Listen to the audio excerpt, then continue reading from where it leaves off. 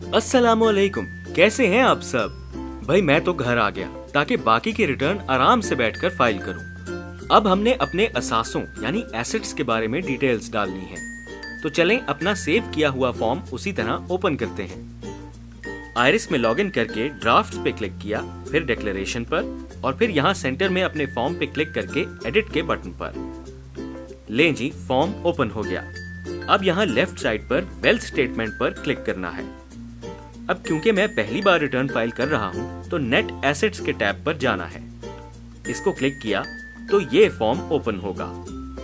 पहले खाने में income declared as per return for the year subject to normal tax डालनी है, तो वो है मेरी सैलरी इनकम जो पहले डाल चुका हूँ। आसान काम करते हैं और सैलरी के टैब से जाकर कॉपी कर लेता हूँ और अब यहाँ पेस्ट। इसी तरह जो इनकम एग्जेम्प्ट है टैक्स से वो भी कॉपी और पेस्ट।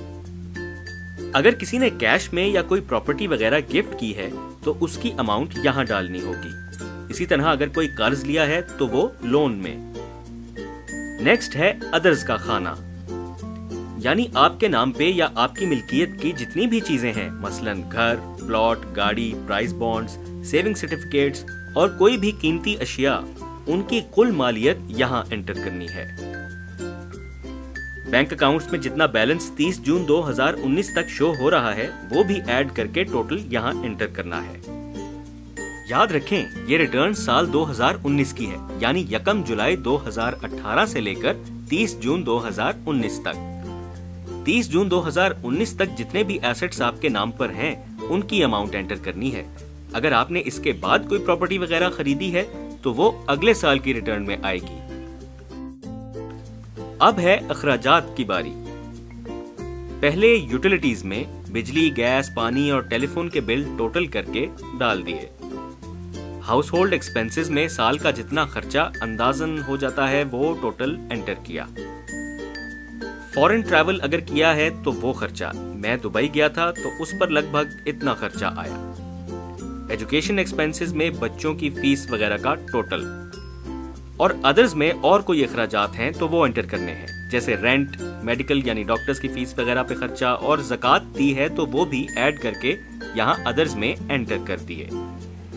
एक बार फिर याद रखें, ये सारे अखराजात की तफसील 1 जुलाई 2018 से 30 जून 2019 तक की डालनी है। अब नेट एसेट्स करंट ईयर, यानी इस साल में आपके नाम पर जितने असासे हैं जैसे आपने ऊपर लिखे हैं वो दोबारा यहाँ लिख दें।